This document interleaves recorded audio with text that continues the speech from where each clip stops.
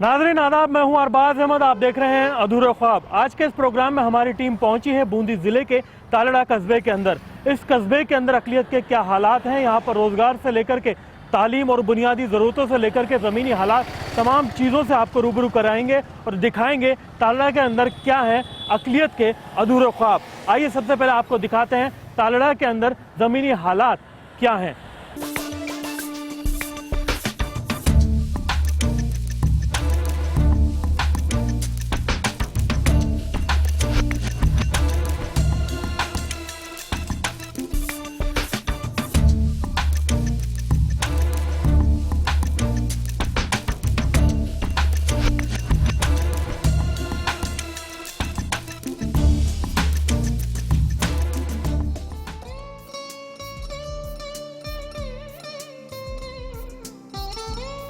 अधूरे ख्वाब की टीम निकल चुकी है बूंदी जिले की तहसील तालेड़ा के लिए। बूंदी कोटा के बीच बसा ये कस्बा बूंदी शहर से करीब 17 किलोमीटर दूर बसा है। बूंदी जिले के तालेड़ा जमियतपुरा जैसे छोटे छोटे कस्बे हैं जहां मुसलमानों की आबादी बसी है। तो आइए उसी में से एक कस्बे में चलते हैं जिसे तालेड़ा के नाम से जाना जाता है। तालेड़ा को जोड़ती ये छोटी सी पुलिया को देखकर कस्बे के हालात का अंदाजा लगाया जा सकता है। यहाँ प्रशासन कितना सतर्क है, जाहिर है कि बरसात और बाढ़ से आधा राजस्थान परेशान है, तो वहीं बूंदी में मौजूद इन कस्बों के हालात भी कैसे ठीक रह सकते हैं। इस पुलिया पर बाउंड्री के नाम पर सिर्फ कुछ खंबे ही लगे हैं, जबकि पानी के बहाव को देखकर लगता है कि इस पुलिया पर घेराबंदी बेहद जरूरी है। ऐसा लगता है कि जैसे शायद प्रशासन यहाँ किसी बड़ी घटना के घटने का इंतजार कर रहा है।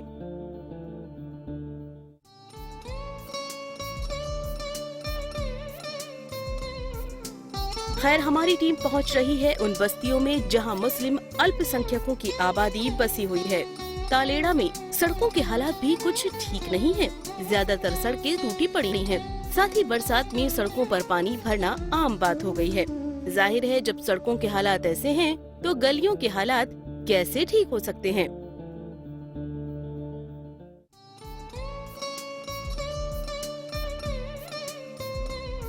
यहाँ कुछ गलियों के हालात जरूर कुछ ठीक हैं, लेकिन तमाम तर गलियों के हालात ऐसे हों ये तो बिल्कुल नहीं है। यहाँ मौजूद इन मदरसों के बाहर इन गलियों को ही आप देख लीजिए। न मालूम इन बच्चों और मदरसों वालों से प्रशासन की क्या दुश्मनी है कि इन्होंने मदरसे के आगे की गलियाँ बनवाई ही नहीं, जबकि इसके आसपास की गलियाँ जरूर ठीक ठाक सी बनी हुई हैं। रास्ते भी यहाँ खराब है। बरसात के टाइम पे तो बहुत ज़्यादा दिक्कत आती है। यहाँ पे चलने में बच्चों को बहुत परेशानी होती है, गिर जाते हैं बच्चे, गंदे कपड़े हो जाते हैं, उनके मम्मी पापा भी उनको भेजते हैं नहा धो के ला के, लेकिन बहुत ज़्यादा दिक्कत आती है बरसात। मदरसे के पीछे वाला जो एरिया है इतना गंदा है, जबकि यहाँ बच्चे पढ़ते हैं।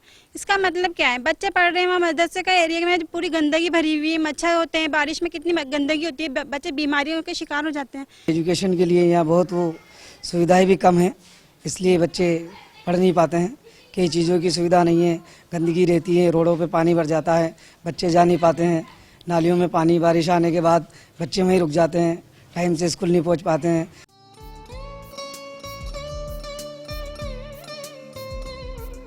यहाँ साफ सफाई की भी बहुत अच्छी व्यवस्था नहीं है। जहाँ लोग खुद गलियों की साफ सफाई करते हैं, वहाँ तो कुछ जरा साफ सफाई आपको दिख जाएगी, वरना ज्यादातर मोहल्लों में गंदगी के ढेर दिखना तो जैसे आम बात हो गई है। हालात बहुत बेकार है, कोई फायदा नहीं है यहाँ पर किसी भी तरह की कोई से मुद्दा ले जाने के लिए। इतनी गंदगी है सब जगह, हर जगह नालियाँ देखे तो नालियाँ ओवरफुल होती हैं। कहीं पर भी जहाँ पे कचरा के डस्टबिन जो लगे हुए हैं पूरे ओवरफुल है, उसके नीचे इतना बुरा बहुत बुरी कंडीशन है। वहाँ देखेंगे इतना गंदगी, कचरे का कुछ भी सही तरीके से ले जाने का कुछ भी नहीं है। वो बोलते हैं कि वहाँ से सफाई कर्मचारी आते हैं, लेकिन सफाई कर्मचारी भी सही तरीके से काम नहीं करते हैं।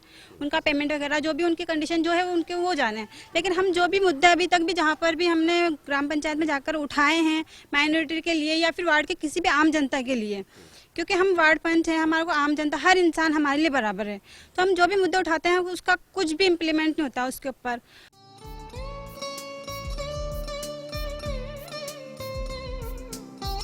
कस्बों की गरीबी एक बड़ी समस्या है।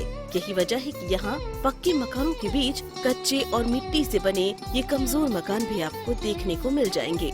सरकार इन गरीबों को बीपीएल कार्ड के अंदर आने वाले परिवारों को घर से लेकर कई सारी सुविधाएं मुहैया कराती है, लेकिन किसी गरीब के पास अगर बीपीएल कार्ड ना बने तो उसे सरकार से क्या मिलेगा?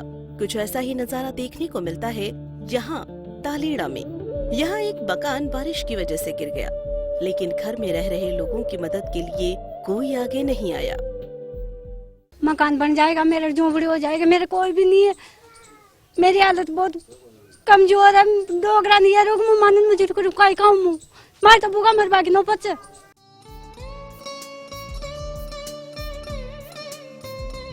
हमारी टीम एक मोहल्ले में पहुंची जहां खाना बदोश जिंदगी बसर करने वाले लोगों की आबादी बसी हुई है। तकरीबन 30 से 35 साल पहले बसे इन लोगों के हालात आज भी जस के तस हैं। जिस वक्त लोग यहाँ आकर बसे थे, हालात बिल्कुल वैसे ही हैं।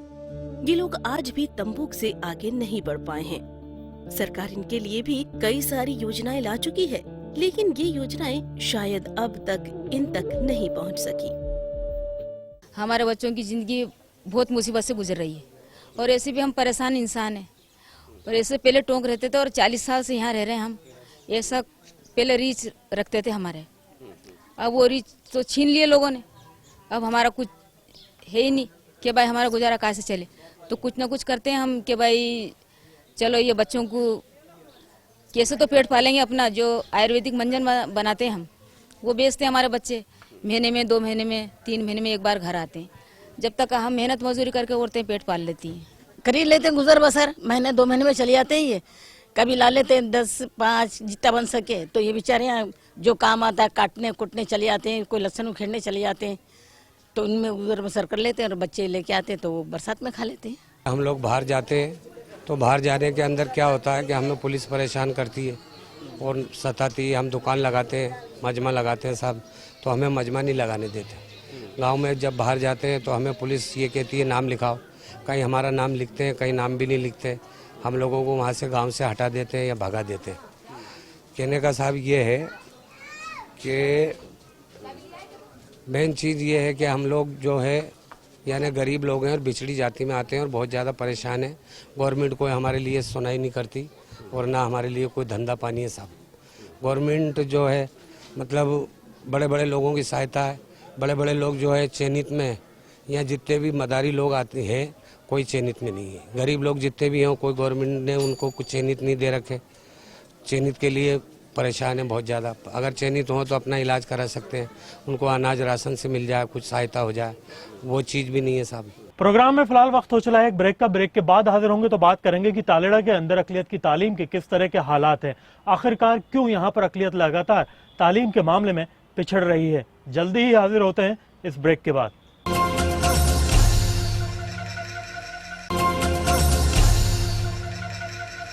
ब्रेक के बाद आपका स्वागत है। आप देख रहे हैं अधूरे ख्वाब। प्रोग्राम के इस हिस्से में हम आपको बताएंगे कि तालेड़ा के अंदर अकलियत के तालीम के किस तरह के हालात हैं और क्यों यहाँ के लोग लगातार गरीबी की वजह से तालीम के मामले में पिछड़ रहे हैं।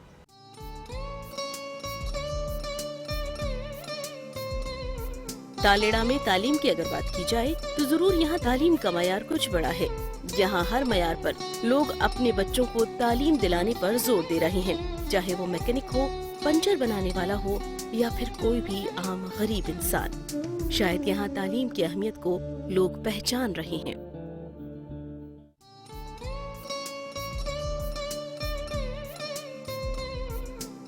तालेड़ा में सरकारी स्कूल के साथ साथ कुछ मदरसे भी हैं, जो कि मदरसा बोर्ड से पंजीकृत है, मगर इन मदरसों के हालात बहुत ज्यादा अच्छे नहीं कहे जा सकते। इनकी वजह है शायद राजस्थान मदरसा बोर्ड के जरिए की जाने वाली इनकी अनदेखी। एक कमरे में चलने वाले इस मदरसे में आखिर कैसे तालीम हासिल करें, ये तो देखकर ही समझना मुश्किल हो जाता है। यहाँ पढ़ने वाले बच्चे कुछ ऐसे परिवारों से ताल्लुक रखते हैं जिनकी हालत बद से बदतर है। मुफलिसी में जी रहे ये बच्चे आखिर किस तरह तालीम हासिल कर सकेंगे इन मदरसों से, जबकि सहूलियात के नाम पर कुछ भी तो नहीं है यहाँ।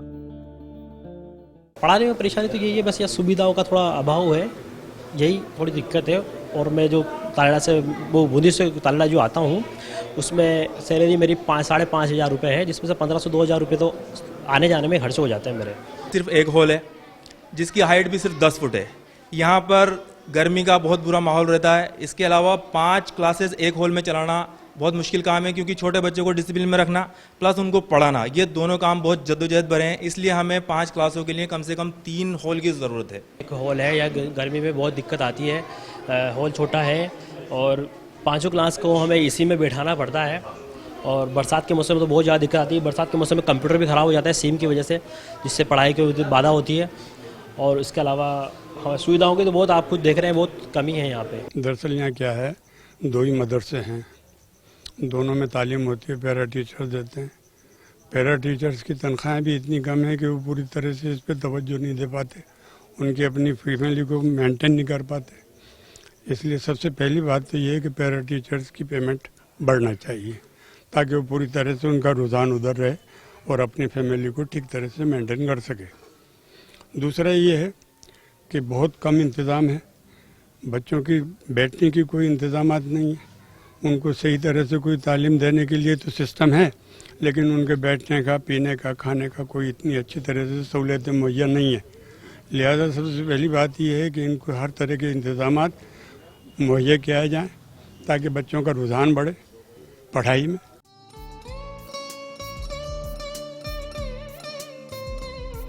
यहाँ बच्चों को मिलने वाला वजीफा भी ठीक तौर से नहीं मिल पा रहा है। एक तो गरीबी और ऊपर से कोई मदद करने वाला भी नहीं। यहाँ के बाशिंदों के लिए ये सवाल एक बहुत बड़ा मसला है। जाहिर है लोग अपने बूते पर ही बच्चों को तालीम दिला रहे हैं। गरीब बच्चे यहाँ पे ज़्यादा आते हैं, हमारे मुस्लिम बच्चे और गैर मुस्लिम बच्चे भी हैं। वो गरीब बच्चे हैं तो उनके लिए ड्रेस का इंतज़ाम भी करना बड़ा मुश्किल से होता है। ड्रेस का, किताबें तो गवर्नमेंट से मिल जाती है, बट उनको कॉपियाँ किताबों का, उनका बैग का भी हो जाए ना तो उसको सुविधा मिल जाए बच्चों को। यहाँ पर कोई धंधा नहीं है, कोई गवर्नमेंट सर्वेंट नहीं है माइनॉरिटी के अंदर, इसलिए उनकी तनख्वाहें भी ठीक नहीं हैं और अपने छोटे मोटे गुजारा करते हैं। मेरे कहने का मकसद ये है कि यहाँ पर जो माइनॉरिटी के लोग हैं वो इतनी पढ़ाई में उन बच्चों को आगे भेजने में सक्षम नहीं है। या तो उनके धंधे अच्छे होना चाहिए ताकि उनका पैसे का रूटीन सही बन सके। अब पैसे का रूटीन सही नहीं है तो बच्चों को ठीक तरह से वो पढ़ा नहीं पा रहे। साल की छात्रवृत्ति जो मिलती है वो भी पूरी तरह से नहीं मिल पा रही। बच्चों को पूरी तरह से पढ़ाई में पैसा खर्च करने के लिए कोई सहूलियतें मुहैया नहीं है। मेरा निवेदन ये है सरकार से कि अगर वो इस तरह से कोशिश करके बच्चों को माइनॉरिटी के उनको खर्चे से मुहैया करवा दे तो शायद हो सकता है कि बच्चों का रुझान पढ़ाई में अच्छा हो जाए। तालीम की कमी की वजह यह है कि किसी तरह का हमें आरक्षण वगैरह नौकरियों में कोई प्राथमिकता नहीं है, इसीलिए मजबूर होकर लोग मिस्त्री या मजदूरी का काम करते हैं। इस बस्ती में 2 तरह के लोग हैं, कुछ टेक्निकल काम करते जो मिस्त्री लोग हैं और कुछ लोग ऐसे हैं जो मजदूरी करते हैं। बस 2 तरह के तबके हैं यहाँ, क्योंकि नौकरी से तो कोई मतलब ही नहीं है, नौकरी मिलती ही नहीं है, आरक्षण कहीं है ही नहीं हमें। तो इसलिए एजुकेशन के हिसाब से भी ये लोग पीछे होते जा रहे हैं। वजीफ़ा तो नहीं के बराबर मिलता है। अगर फॉर्म भी भर देते हैं तब भी क्या है, वो मुझे लगता नहीं किसी को यहाँ वजीफ़ा मिला हो। बहुत कम 1 या 2% लोगों को मिला होगा, अगर मिला होगा तो। प्रोग्राम में फिलहाल वक्त हो चला है एक और ब्रेक का। ब्रेक के बाद हाजिर होंगे तो बात करेंगे कि तालेड़ा के अंदर किस तरह से यहाँ पर जमीनी हालात और रोजगार के हालात हैं। जल्दी ही हाजिर होते हैं इस ब्रेक के बाद और आपको दिखाते हैं यहाँ पर जमीनी हालात।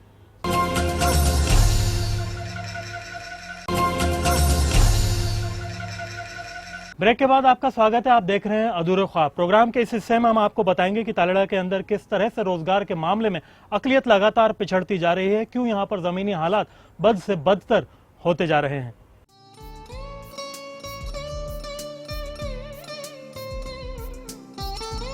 यहाँ कई सारे नौजवान ऐसे हैं जो कि गरीबी की वजह से तालीम हासिल नहीं कर पा रहे हैं। शराफत अली उन्हीं नौजवानों में से एक है जो पढ़ाई तो करना चाहता था, लेकिन घर के हालात और तंग दस्ती की वजह से उसे पंचर कारीगर बनने पर मजबूर होना पड़ा।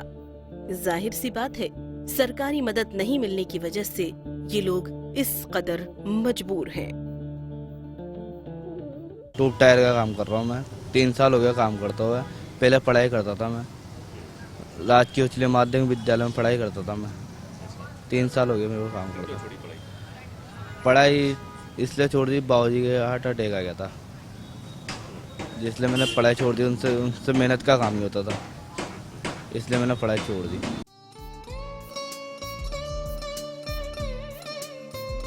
तालेड़ा में रोजगार के हालात तो ठीक नहीं है।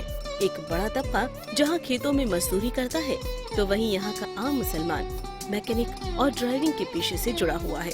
कुछ लोगों ने जरूर अपने बच्चों को अपना पेट काट कर पढ़ाया और लिखाया, ताकि उनका मुस्तकबिल कुछ बेहतर हो सके और उनके बच्चों के ख्वाब पूरे हो सके।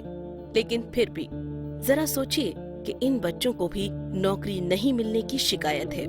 पूरे कस्बे में 1 या 2 ही बच्चे ऐसे हैं जिनको नौकरी मिल पाई है अब तक। यहाँ ज़्यादातर लोग मैकेनिक लाइन से जुड़े हुए हैं और ड्राइविंग लाइन पकड़ रखी लोगों ने। ये है यहाँ पर एजुकेशन तो अब लोगों में जागरूकता थोड़ी आई है। अभी जैसे कि मैंने भी अपने बच्चों को पढ़ाया और अभी जॉब में है मेरी एक लड़की बड़ी, और छोटी वाली भी अभी ग्रेजुएशन कर लिया उसने, बीएड भी कर लिया है। तो इस तरह भी बढ़ रहे हैं आगे लोग। यहाँ पे तो मजदूर हैं, माइनॉरिटी के जितने भी लोग हैं वो सिर्फ मजदूरी कर रहे हैं। यहाँ पे मजदूरी तक इसलिए सीमित रह गए कि हमें पढ़ाई लिखाई करने के बाद भी नौकरी वगैरह तो मिलती नहीं है। हमारे बच्चे भी ग्रेजुएट हैं, बच्चियाँ भी ग्रेजुएट हैं हमारी, लेकिन फिर भी नहीं मिलती माइनॉरिटी वाले को। उसका कई कारण है। तो मजदूरी के अलावा तो क्या करें, पालन पोषण तो करना पड़ता है परिवार का। तालीम तो लोगों की शिक्षा का अभाव है यहाँ बहुत, क्योंकि शिक्षा के प्रति जागरूकता कम है। लोगों की इकोनॉमिक कंडीशन ऐसी नहीं कि वो पढ़ा सकें बच्चों को। सरकारी स्कूल में भी नहीं भेज पाते हैं, क्योंकि जनरली लेबर क्लास लोग हैं, तो अपने बच्चों को वो पढ़ाने के बजाय काम कराना पसंद करते हैं, ताकि वो उनका रोजगार चल सके। क्योंकि ये रोजगार के साधन इतने नहीं हैं यहाँ।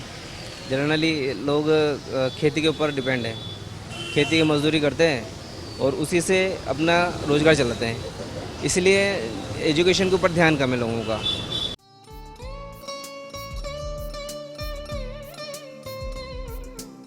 कुछ बाहर की तंजीमें जरूर यहाँ पर लड़कियों को रोजगार दिलाने के लिए प्रेरित कर रही हैं, ताकि ये बच्चियाँ कोई हुनर सीख सकें और कुछ सलाहियतमंद होकर अपनी परिवार की कुछ मदद कर सकें। गरीब घर की ये बच्चियाँ मुफलिसी की वजह से लाख चाहकर भी तालीम हासिल नहीं कर पाई। अब ये बच्चियाँ शौक से इस काम को सीख रही हैं, ताकि इन्हें दर दर की ठोकरें खाने की जरूरत ना पड़े। इनमें से कुछ बच्चियाँ आज भी तालीम हासिल कर रही हैं, लेकिन ये इस गरीबी में कितना पढ़ लिख पाएंगी, ये इनके हालात ही बता सकते हैं।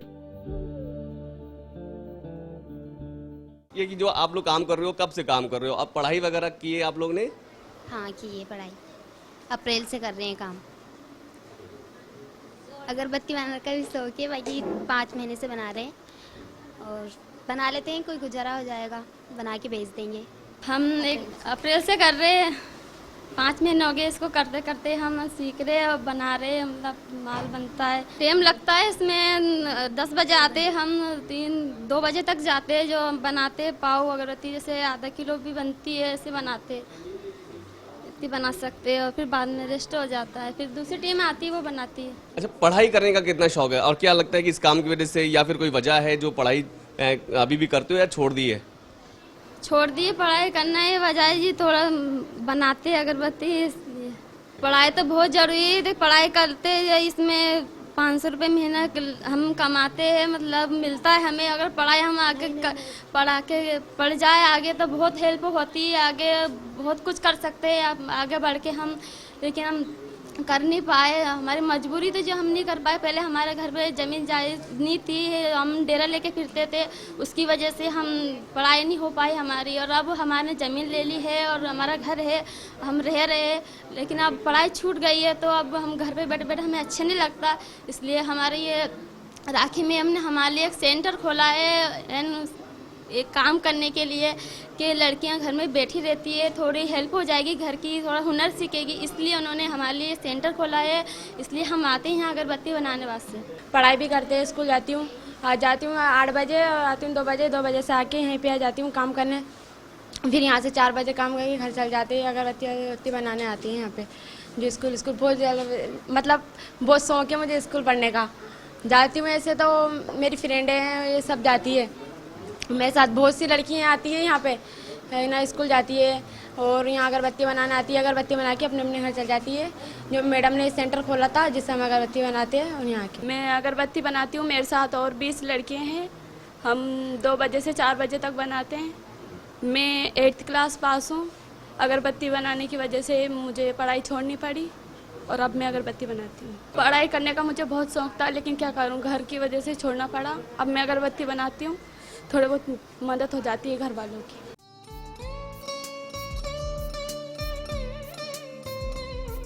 जाहिर है अगर सरकार खुले मन से इनकी मदद के लिए आगे आए तो इनके भी अधूरे ख्वाब पूरे हो पाएंगे।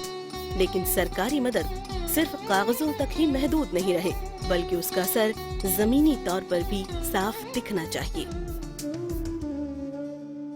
नाज़रीन, ये थे तालेड़ा के अधूरे ख्वाब। हमने आपको बताया कि यहाँ पर अक़लियत कौन कौन सी परेशानियों से जूझ रही है। तालीम से, रोजगार जैसी परेशानियों से निजात तो पाई जा सकती है, लेकिन सरकार के लिए ज़रूरी है कि यहाँ पर आधारभूत सुविधाओं में विकास करे। तालेड़ा से फिलहाल इतना ही, फिर किसी और शहर, किसी और कस्बे से आपके लिए लेकर हाजिर होंगे अधूरे ख्वाब। तब तक के लिए मुझे और मेरी पूरी टीम को दीजिए इजाज़त।